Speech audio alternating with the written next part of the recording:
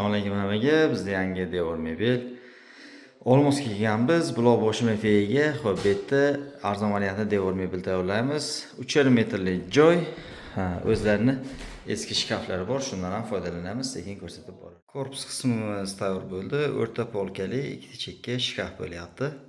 O'zlarini eskilarini ichlariga ishlatib yubordik. Mebelimiz tayyor bo'ldi. Dub ankor laminat matvizdan tayyorladik.